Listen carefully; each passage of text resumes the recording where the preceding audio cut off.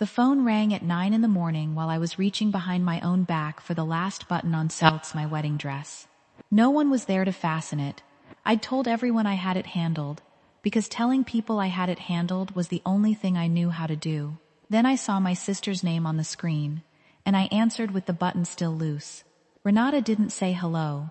"Don't wait for Dad," she said, soft and sweet, the way she got right before something cruel. He chose to stand with me. I pressed my hand flat against the doorframe. "How could you do this?" I whispered. There was a smile in her voice. "You should have known your place." I almost believed her. I almost believed I'd walk into that room alone, the cold sister nobody saved a seat for. I was wrong about who would be standing there waiting for me. So was she. And the thing she didn't know, the thing none of them knew, was what Tom quietly sent my father the night before. "My name is Sierra. I'm 33, a home health nurse in a small Ohio town, the kind of person other people call when something breaks." 14 months before that phone call, I sat on the floor of my mother's bedroom at 3 in the morning, counting her breaths. The pancreatic cancer moved fast. By the end, I was the only one who stayed the nights. Renata said she couldn't, with the kids. My father couldn't either, though he was right down the hall, because watching Mom go was a thing he didn't have the spine for. So it was me. I learned the rhythm of her morphine, the angle of her pillows, the smell of the lavender sachet she kept by her wrist because the hospital sheets frightened her. That lavender got into everything. My hair, my scrubs, the inside of my coat. When she died at dawn, I called the funeral home. I told my father. I picked the hymns, because nobody else could form a sentence. And somewhere in those gray weeks, without anyone deciding it out loud, I became the one who handled things. The bills, the paperwork, the phone calls. It felt like love, being needed that much. It took me a long time to understand they are not the same thing. You can be the most necessary person in a family and still be the one nobody saves a seat for. My sister Renata was 36 and drowning. The marriage gone. The rent always 1 week ahead of her. 2 kids, Cole, 11, and Lily, 7. I'd co-signed her apartment lease so she'd have somewhere to put them. I never brought it up. She brought it up constantly, the way people do when a kindness sits in them like a splinter. Then there was Daniel, a contractor, good with his hands, quiet with his words.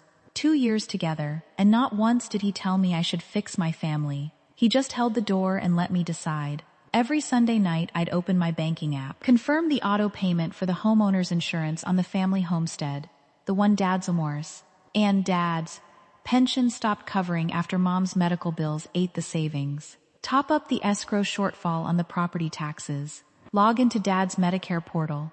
Fix the form he'd filled out wrong again. Reorder his blood pressure prescription before it lapsed. None of it was dramatic. That was the point. The work that holds a family up is never the work anybody photographs. I thought if I just kept everything from falling, eventually somebody would notice the hands doing the holding. But I had no idea how bad it was about to get. Renata showed up at my house that Thursday, which meant she needed something. She came in without knocking, 2 kids and a diaper bag, and that bright, tired energy. "I hate to ask," she said, which is how every ask started. $400 for Cole's braces consult. I wrote the check. Then casually, while pouring herself coffee in my kitchen, she said the thing she'd really come to say. "You know you make everything about you. Mom's last months. Now this wedding." I held very still. "I take care of things, Renata. That's not the same." She smiled at me over the mug. "Dad needs his grandkids right now. You'd understand if you had any." There it was. The lever she controlled when Dad saw Cole and Lily. She'd figured out it was the one thing he couldn't short. 14 months a widower in a too-quiet house, and she had her hand on the one thread he had left. I didn't sit on it. That's the part people never believe. I drove the 20 minutes out to the homestead on Route 9 that same evening, because I have never been the kind of woman who waits to be rescued from a problem she can see coming. The gravel crunched under my tires in the dark, that sound I'd known my whole life. Dad's porch light was the only one on for a mile. I found him at the kitchen table with the TV murmuring and a plate he hadn't touched. "Dad, you're my father. You walk me down the aisle." Plainly, he turned his coffee cup in a slow circle. "It's getting complicated, honey. Your sister feels like the family's splitting.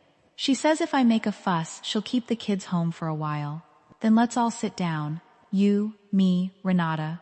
Get it in the open. He shook his head before I finished. I can't push her, Sierra. I'll lose them. And I understood the trap fully, the way you understand a current that's kids already past your knees. If I forced him, I'd be the one tearing his grandchildren away from a grieving old man. Renata had built it so that my fighting for him would look exactly like hurting him. I drove home with the gravel sound following me out the lane. You should have known your place. I'd known my place for 14 months. My place was holding everything up. Then Aunt Prue called, my mother's older sister, 70, the keeper of the family's reputation in a town where the church potluck was still a kind of court. People are talking, Sierra. Renata says you've cut the family off. Can't you just be the bigger person? So that was the story, that I'd grown cold and proud, that my nursing degree made me think I was better than them, that I'd run the family like an accountant since Mom died. None of it was true. All of it was useful. That night, I made a decision that would change everything. The call came on a Saturday, 10 days out, Dad's number, but Renata's voice in the background, coaching. Honey, he said, about the orchard.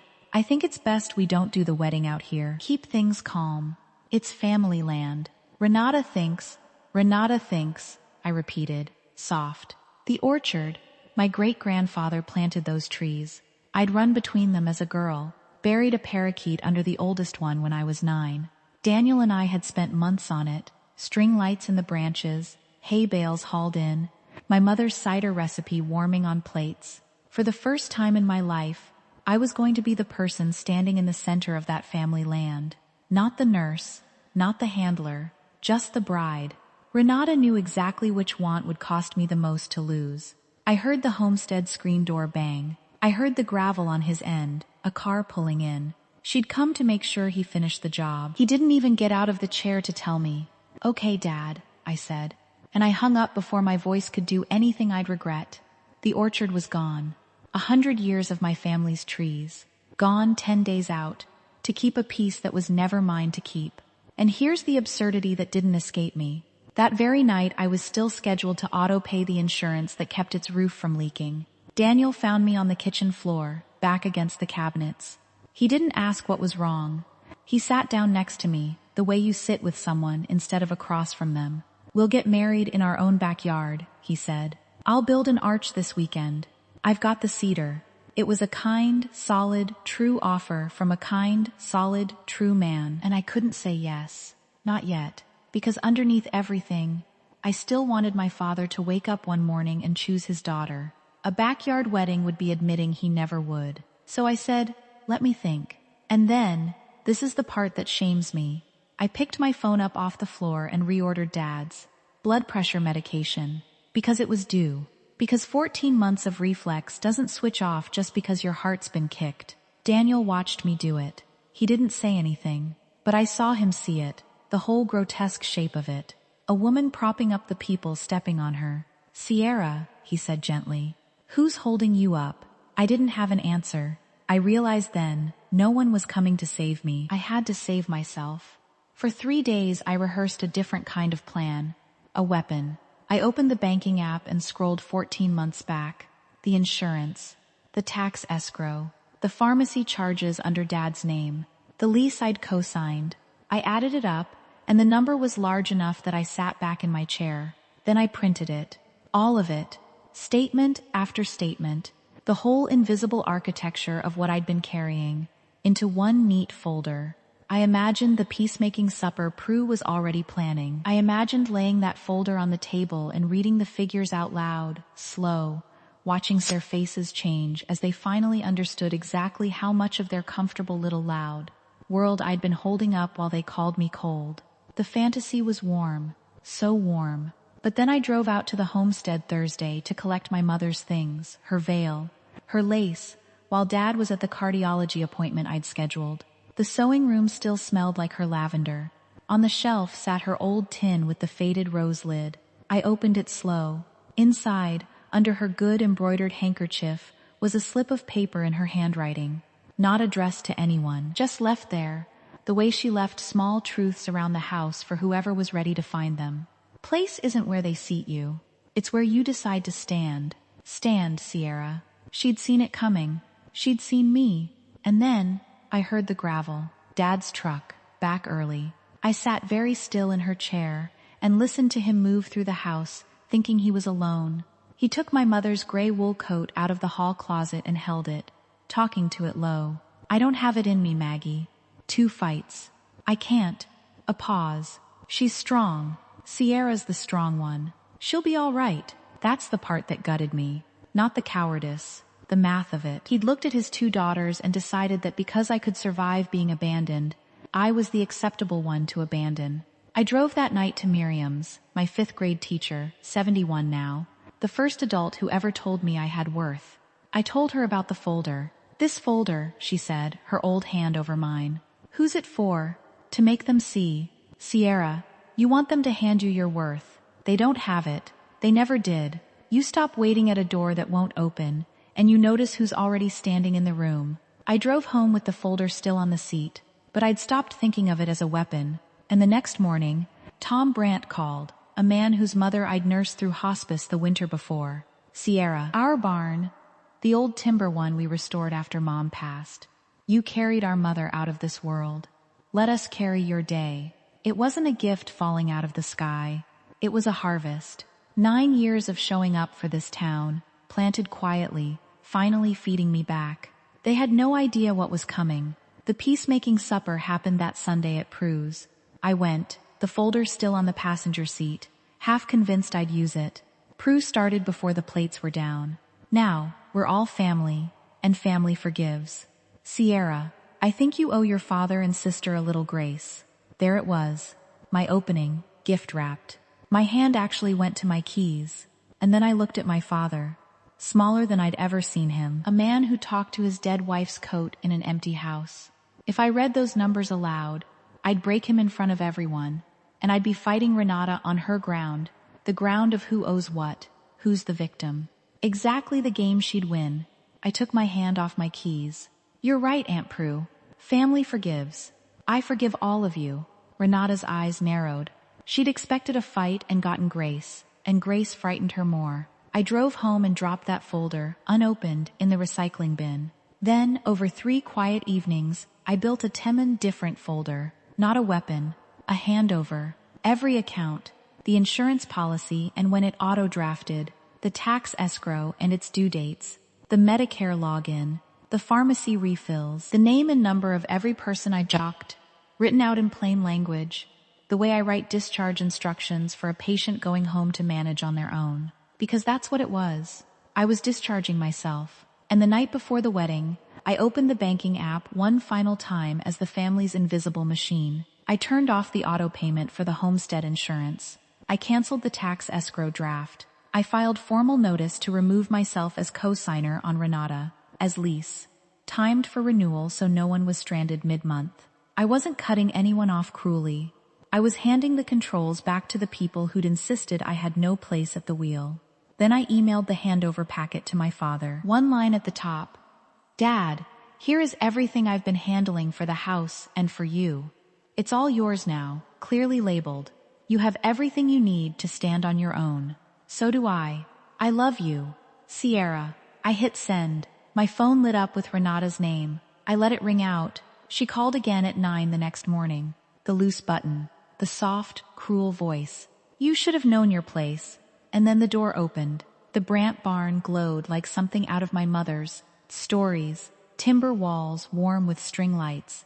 My mother's cider steaming on the plates the diner had sent. I reached behind my own back and did up that last button myself. Through the wall, I could hear them.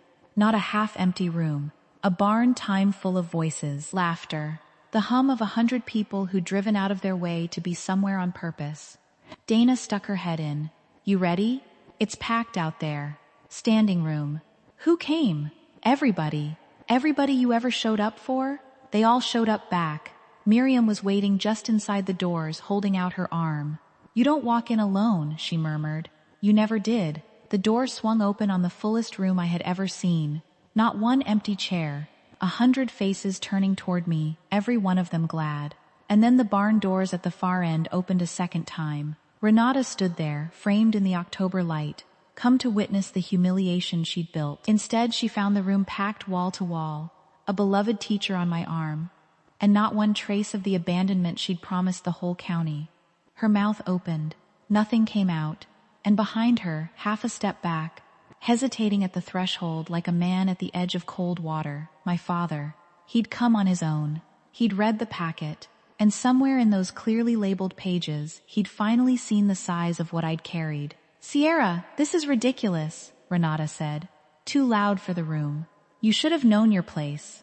And the whole barn went silent. I stopped, Miriam's arm still in mine, and I looked at my sister across all those watching faces. I didn't raise my voice. I didn't need to. I finally do, Renata. My place was holding all of you up. I just set it down. There was no folder, no numbers read aloud.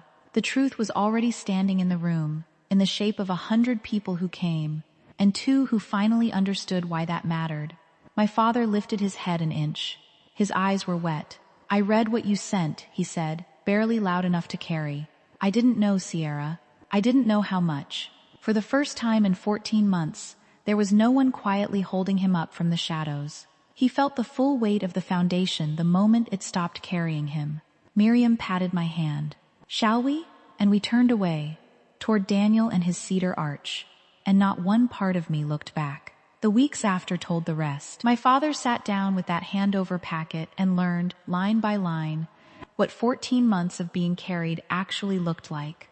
The insurance came due, and he paid it himself, late the first time, on time after that.